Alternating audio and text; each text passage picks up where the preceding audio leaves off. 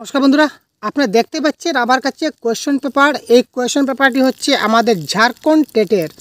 তো ঝাড়খণ্ড টেটের 2012 সালের বাংলার কোয়েশ্চেনপত্র। 2012 সালে যে বাংলা ভাষায় যে ঝাড়খণ্ড টেট হয়েছিল, সেই ঝাড়খণ্ড টেটের বাংলার সম্পূর্ণ প্রশ্নপত্র আমি নিয়ে এসেছি। সুতরাং একদম লাইভ আপনারা দেখতে পাবেন যে কী ধরনের প্রশ্ন আপনাদের পরীক্ষায় এসেছিল এবং আপকামিং দিনে আপনারা কী ধরনের প্রিপারেশন করবেন। দেখুন, প্রথমে বলে রাখি, যেহেতু বাংলার কোনো নির্দিষ্ট সিলেবাস দেওয়া হয়নি, তাই এই প্রিভিয়াস ইয়ার কোয়েশ্চন দেখেই আমাদের অনুমান করতে হবে যে আপকামিং দিনে আমাদের যে ঝাড়খণ্ড টেট অনুষ্ঠিত হবে এখানে কী ধরনের প্রশ্ন আসবে। তো সেই প্রিভিয়াস ইয়ার কোয়েশ্চনটি আপনারা খুব ভালো করে শেষ পর্যন্ত দেখতে থাকুন এবং এই যে কোয়েশ্চন পেপারটির পিডিএফও আমি আপনাদের দিয়ে দেবো। তো কোথা থেকে পিডিএফ ডাউনলোড করবেন সবগুলো আমি ডিটেলসে বলবো এবং সঙ্গে আরও কিছু ইম্পর্টেন্ট কথা রয়েছে, সবগুলো আমি আপনাদের শেয়ার করব। তো এই যে কোয়েশ্চন পেপারটি হচ্ছে, এটা হচ্ছে আমাদের ক্লাস 6 to 8, ঠিক আছে, অর্থাৎ লেভেল 2।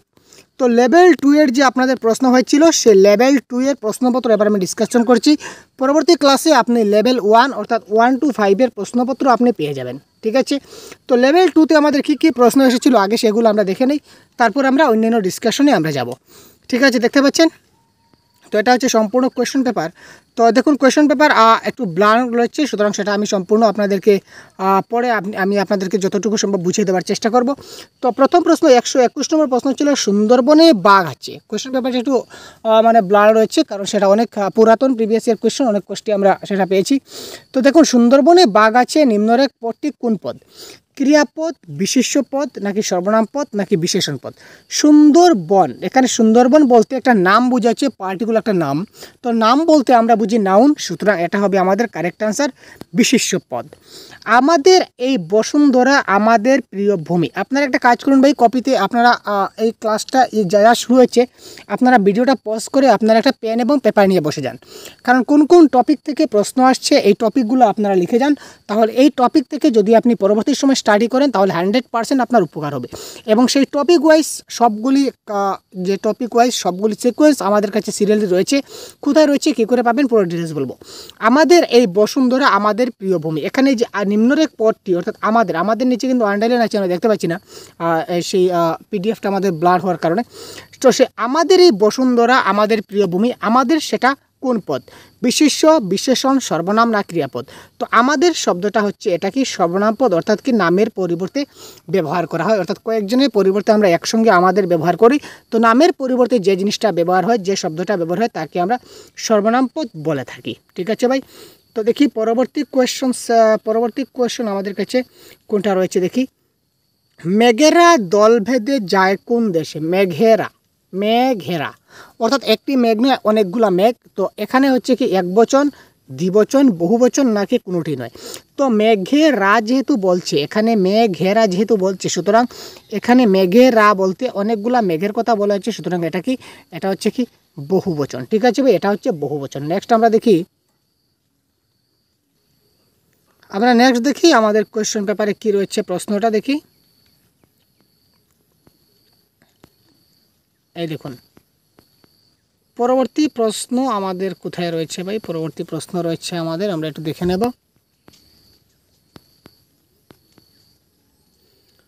পরবর্তী প্রশ্ন রয়েছে, প্রথম শব্দের স্ত্রীলিঙ্গ কি? প্রথম শব্দের স্ত্রীলিঙ্গ কি হবে? প্রথম শব্দের স্ত্রীলিঙ্গ এখানে হবে আমাদের প্রাধান্য, অধীনা, প্রাচীনা, নাকি প্রথমা?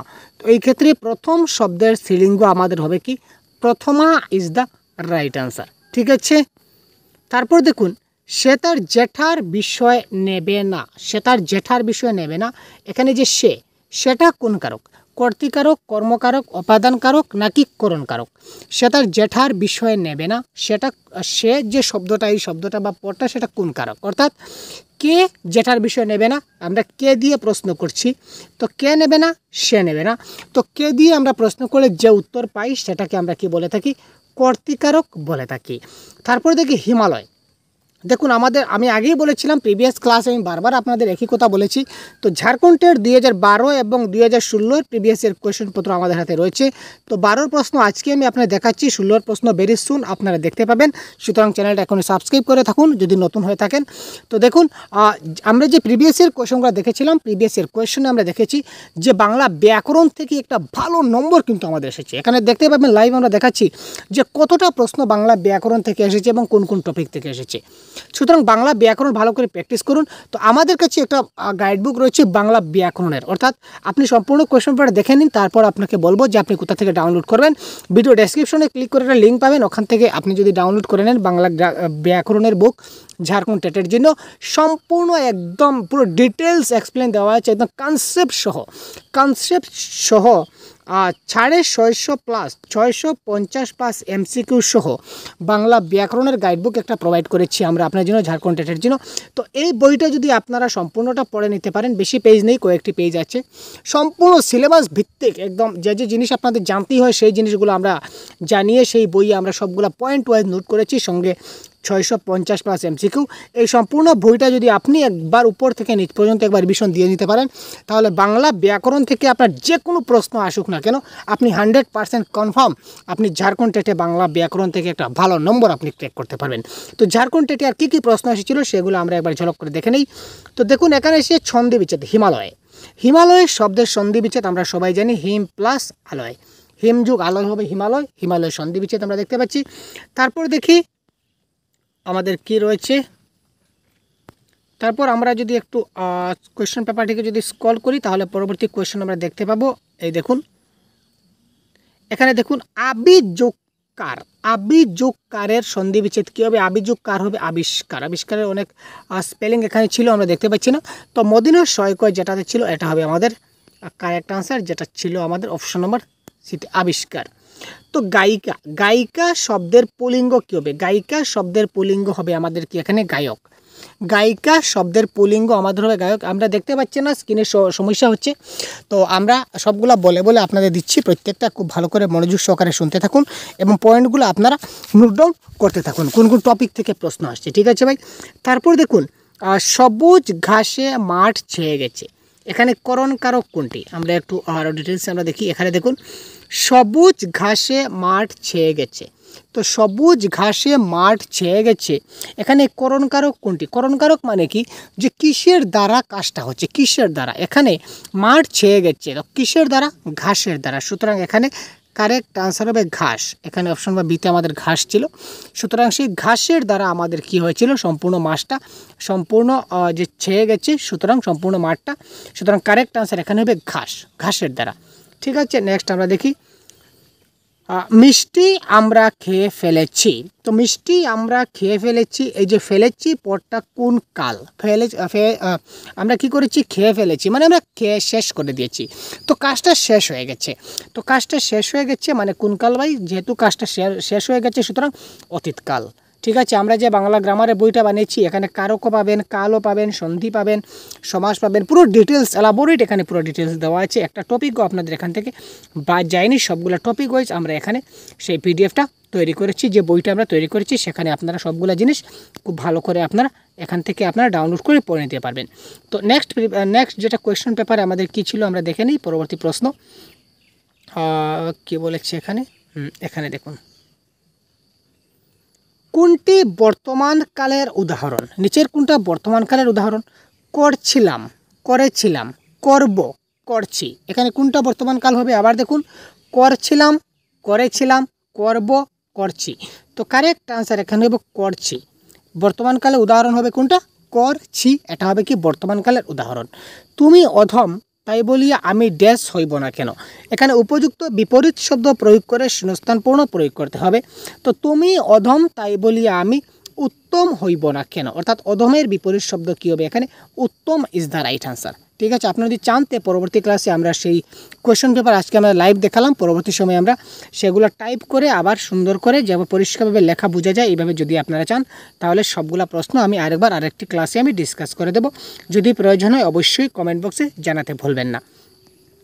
যে পদ কোনো কিছু নাম বোঝায় তাকে কি বলে? দেখুন, এত সহজ প্রশ্ন।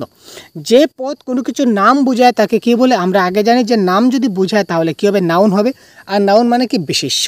সুতরাং অপশন নাম্বার ডিতে রয়েছে বিশেষ্য, সুতরাং অপশন নাম্বার ডি এই ক্ষেত্রে হয়ে যাবে আমাদের কি কারেক্ট আনসার। ঠিক আছে ভাই, তো পরবর্তী প্রশ্ন আমরা দেখি। পরবর্তী প্রশ্ন কি? দেখুন, এখন পর্যন্ত শুধুমাত্র বাংলা ব্যাকরণের প্রশ্নই চলছে, আর কি প্রশ্ন নাই ভাই। শুধু ব্যাকরণ থেকে কি ঝাড়খণ্ড টেট এসেছিল? একটু অপেক্ষা করুন, যাই 2 মিনিট অপেক্ষা করুন, সম্পূর্ণ দেখে দেবো যে কী প্রশ্ন এসেছিল। দেখুন, ছোট ভাইকে ঠগিয়ে সম্পত্তি পাবার জন্য সে নকল উইল করে লক্ষণ ধরা পড়েছিল, একেই বলে কি? একজন ছেলে কি করেছিল, সে তার বাবার সম্পত্তি পাওয়ার জন্য সে নকল উইল করেছিল, অর্থাৎ জাল উইল করেছিল, করে সে ধরা পড়েছিল। একেই কি বলে?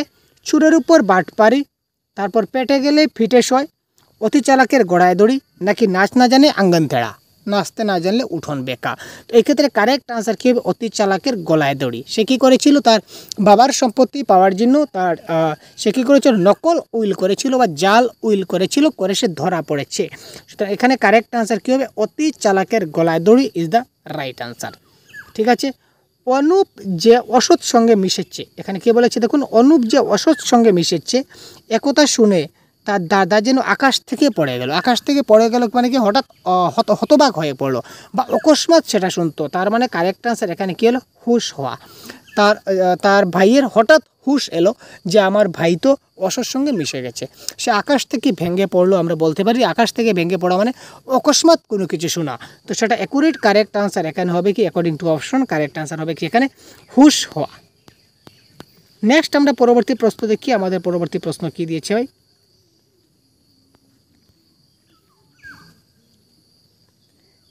কোন শব্দটির অর্থ নদী নয়? কোন শব্দটির অর্থ নদী নয়? এটা হচ্ছে তটিনী, এটা হচ্ছে সুতস্বিনী, এটা হচ্ছে যামিনী, এটা হচ্ছে কোনোটি নয়। তো নদীর সমার্থক শব্দ নয় কোনটি? কারেক্ট আনসার হবে যামিনী। যামিনী শব্দের অর্থ হচ্ছে রাত্রি। যামিনী শব্দের অর্থ নদী হয় না। তটিনী বলুন এবং সুতস্বিনী বলুন, সবগুলা হচ্ছে কি নদীর সমার্থক শব্দ।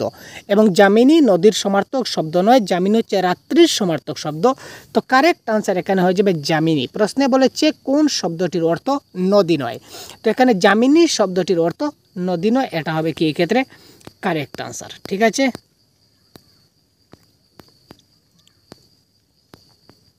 তারপরের প্রশ্ন কোথায় রয়েছে? তারপরের প্রশ্ন আমরা দেখব, সূর্য এর প্রতিশব্দ কোনটি? পবন, শশী, তপন, তরু। সূর্যের প্রতিশব্দ 137-এ এসেছিল। আমাদের বাংলা ভাষায় প্রশ্ন আসবে 121 থেকে 150 পর্যন্ত। এই 30টি নম্বর আপনাদের বাংলা ভাষায় থাকবে। 121 থেকে 150 নম্বর, এই টোটাল 30টা প্রশ্ন আপনারা পাবেন। তো 137 নম্বর প্রশ্নে কি বলেছে? সূর্যের প্রতিশব্দ পবন হয় না, শশী হয় না, তরু হয় না, কারেক্ট আনসার হবে তপন। সূর্যের প্রতিশব্দ কি? তপন। সুতরাং প্রতিশব্দ আপনাকে জানতে হবে, সন্ধি আপনাকে জানতে হবে, কারক জানতে হবে, এক কথায় প্রকাশ জানতে হবে। দেখুন, ঋণ আছে যার, তাকে এক কথায় আমরা কি বলবো?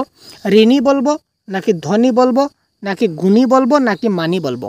তো এখানে ঋণ আছে যার আমরা কি বলবো? তাকে বলবো আমরা ঋণী। যা ঋণ আছে তাকে বলবো আমরা ঋণী। নাই সহায় যাহার, অর্থাৎ নিঃসহায়, এটা কোন সমাসের উদাহরণ? দেখুন, সমাস থেকে আপনাদের প্রশ্ন আসছে, সমাস থেকে জানতে হবে। নাই সহায় যার, এটা হচ্ছে নিঃসহায়, এটা হচ্ছে কি বহুব্রীহি সমাসের উদাহরণ। ঠিক আছে। নেক্সট আমরা দেখি, দেখুন কোন কোন টপিক আপনাদের জানতে হবে, সেই সবগুলো টপিক সম্বন্ধে কিন্তু আপনার খুব ভালো করে জ্ঞান থাকা চাই। তারপর দেখুন, কুলের সমীপে। কুলের সমীপে মানে কি হবে? শূন্যস্থানের জন্য উপযুক্ত শব্দ নির্বাচন করুন। অর্থাৎ কুলের সমীপে মানে প্রতিকূল, সমকুল, নাকি কুলহার, নাকি উপকূল? তো কুলের সমীপে আমাদের কি হবে? উপকূল হবে। এটা হচ্ছে অব্যয়ীভাব সমাস। কুলের সমীপে উপকূল, এটা কোন সমাস হয়? অব্যয়ীভাব সমাস। তো সমাস নির্ণয়ের সঠিক পদ্ধতি একই পিডিএফে আপনারা পেয়ে যাবেন। তো এখনই ভিডিও ডেসক্রিপশনে ক্লিক করে এখানে মাত্র 49 আপনাদের পেমেন্ট করতে হবে। 49 পেমেন্ট করলে আপনারা এখান থেকে এই গ্রামারের সম্পূর্ণ পিডিএফটা আপনারা ডাউনলোড করতে পারবেন। তারপরেও যদি কোনো সমস্যা হয় তাহলে স্ক্রিনে আমি আপনার একটা হোয়াটসঅ্যাপ নাম্বার, আমাদের যেটা অফিসিয়াল হোয়াটসঅ্যাপ নাম্বার, আমি আপনাদের শো করে দিচ্ছি। তো এই অফিসিয়াল হোয়াটসঅ্যাপ নাম্বারে আপনারা যখন হোয়াটসঅ্যাপ করবেন তখন আপনাদেরকে আমরা পিডিএফটা দিয়ে দেবো, সে 49 টাকার বিনিময়ে। ঠিক আছে ভাই, 49 টাকার বিনিময়ে আমরা পিডিএফটা দিয়ে দেবো। এটা সম্পূর্ণ গাইড, বাংলা ভাষার গ্রামারের সম্পূর্ণ গাইড আপনারা এখান থেকে পেয়ে যাবেন। আপনারা শুধু হোয়াটসঅ্যাপে লিখে দেবেন যে স্যার ঝাড়খণ্ড টেটের বাংলা গ্রামার চাই, বস আমরা দিয়ে দেবো। ঠিক আছে, কোনো সমস্যা নেই। তারপর দেখুন 141 থেকে 146 পর্যন্ত একটা প্যাসেজ এসেছিল। ঠিক আছে, প্যাসেজে কী ছিল দেখি আমরা একটু পড়ি। 52 বছর বয়সে ফিল্মে অভিনয় করার প্রস্তাব আনতে পারে এই পটলবাবু ভাবেনি। অর্থাৎ কি, পটলবাবু ফিল্মে অভিনয় করার প্রস্তাব আসে তার কত বছর বয়সে? কারেক্ট আনসার 52 বছর বয়সে। দেখুন, এত সহজ পেশে এসেছে। সহজভাবে যদি আমরা বলতে পারি, খুব সহজ ইজি প্রশ্ন এসেছিল। তারপরের প্রশ্ন দেখি আমরা কি দিয়েছে। পরবর্তী প্রশ্ন,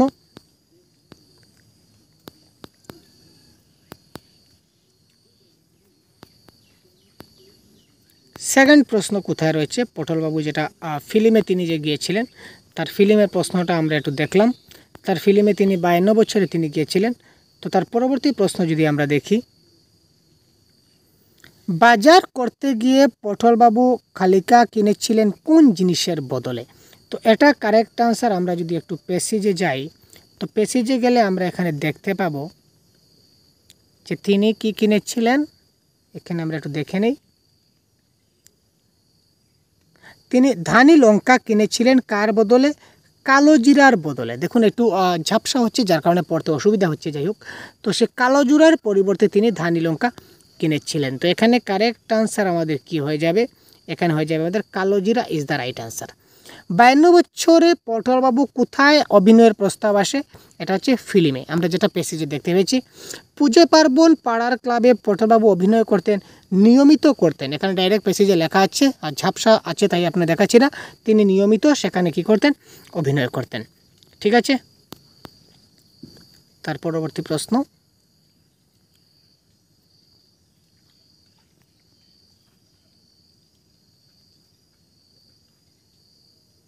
এই দেখুন, হ্যান্ডবিলে মেবার বুড়ো করে নাম রেখেছিলেন সেবল পটলবাবু কোন ভূমিকায় অভিনয় করেন। তো পটলবাবু এখানে পরাশর ভূমিকায় অভিনয় করেছিলেন। পটলবাবু সেখানে পরাশর একটা ভূমিকা ছিল, এই ভূমিকায় তিনি অভিনয় করেছিলেন। তো পটলবাবুর পদবী ছিল রায়। এখানে ক্লিয়ারলি লেখা ছিল যে পটলবাবুর পদবী কী ছিল, পটলবাবুর পদবী রায় ছিল। এখানে ক্লিয়ারভাবে আমরা প্যাসেজে দেখতে পাচ্ছি। এই দেখুন পরাশরের ভূমিকায় তিনি কাজ করেছিলেন। এই দেখুন লেখা ছিল পরাশরের ভূমিকায়। তখন পরাশরের ভূমিকায় যখন তিনি কাজ করেছিলেন তখন তার নাম দেওয়া হয়েছিল শীতলাকান্ত রায় পটলবাবু। সুতরাং পটলবাবুর উপাধি কী ছিল, আর রায়। দেখতে পেলেন, আমরা একই লাইনে আমরা দুটি প্রশ্নের আনসার আমরা পেয়ে গেলাম। ঠিক আছে ভাই। তো এই দেখুন খুব সহজ একটা প্যাসেজ ছিল, যে প্যাসেজ থেকে আপনাদের কয়েকটি প্রশ্ন দিয়েছিল আপনাদের, এবং সর্বশেষে আপনাদের 147 থেকে 150 মানে 3টা প্রশ্ন দিয়েছিল একটা কবিতা থেকে। আবার আসিব ফিরে যেটা কবিতা ছিল জীবনানন্দ দাশের, সেই জীবনানন্দ দাশের একটা কবিতা ছিল আবার আসিব ফিরে। তো সেই আবার আসিব ফিরে কবিতা থেকে 3টা প্রশ্ন দেওয়া হয়েছিল মাত্র। তো আবার আসিব ফিরে ধানসিঁড়ি নদীটির তীরে এই বাংলায় হয়তো মানুষ নয়, হয়তো বা শঙ্কচিল শালিকের বেশে, হয়তো ভোরের কাক হয়ে কার্তিকের নবান্নর দেশে, কুয়াশার বুকে বেশে একদিন আসিব এই কাঁঠাল ছায়ায়। এখানে কবি কোন নদী তীরে আসতে চেয়েছিলেন, কারেক্ট আনসার ধানসিঁড়ি নদীটির তীরে। ক্লিয়ার দেওয়া আছে, option Dhansiri is the right answer. ঠিক আছে, দেখতে পাচ্ছেন অনেক সহজ প্রশ্ন। তারপর দেখি, উপরোক্ত অংশে কোন পাখির গান শোনা যায়, হয়তো বা শঙ্কচিল শালিকের বেশে, অর্থাৎ শঙ্কচিলের কথা বলা হয়েছিল। ঠিক আছে, তো ভোরের কাক হয়ে তিনি কোন মাসে আসতে চেয়েছিলেন, ভোরের কাক হয়ে। ঠিক আছে, এই দেখুন হয়তো বা ওই দেখুন দেখা দেওয়া আছে, কী দেওয়া আছে, হয়তো মানুষ নয়, হয়তো শঙ্কচিল শালিকের বেশে। তিনি কোন পাখির বেশে আসবেন বলছিলেন, শঙ্কচিলের বেশে। Shankhachil is the right answer. ভোরের কাক হয়ে কার্তিকের নবান্নর দেশে, কোন মাসে তিনি ভোরের কাক হবেন, তিনি কার্তিক মাসের ভোরের কাক হবেন। এই দেখুন ভোরের কাক হয়ে তিনি নবান্নের দেশে আসবেন কোন মাসে, কার্তিক মাসের কথা এখানে বলা হয়েছিল। ঠিক আছে, এই ছিল আপনাদের সম্পূর্ণ যে প্রশ্নপত্র ছিল, এই সম্পূর্ণ প্রশ্নপত্র। তারপর দেখুন আরেকটা লাস্ট প্রশ্ন রয়েছে, নবান্নের দেশ বলতে কোন স্থানকে বোঝানো হয়েছে। তো নবান্নের দেশ বলতে এখানে অবিভক্ত বাংলাদেশকে বোঝানো হয়েছে। ঠিক আছে, এই দেখুন এখান থেকে আপনারা কবিতা থেকে পেলেন 3 নম্বর আমরা পেলাম কবিতা থেকে, আর প্যাসেজ থেকে আমরা কয়টি নম্বর পেলাম একবার জাস্ট আমরা দেখে নেই। প্যাসেজ থেকে আমরা কতটি নম্বর পেলাম আমরা একটু দেখে নেব এবার। এই দেখুন হালকা করে আমরা দেখে নিই, তারপর আমরা একটা অনুমান করতে পারবো যে আমাদেরকে কি পড়তে হবে। দেখুন আমরা প্যাসেজ কোথায় স্টার্ট হয়েছিল, 141 থেকে 146, তার মানে বলতে পারি 141 থেকে 150, অর্থাৎ এখানে টোটাল আমাদের যে 9টা প্রশ্ন ছিল, এই 9টা প্রশ্ন আমরা পেয়েছি প্যাসেজ এবং কবিতা থেকে। ঠিক আছে, আর বাকি 21টা প্রশ্ন আমরা পেয়েছি বাংলা ব্যাকরণ থেকে। ঠিক আছে।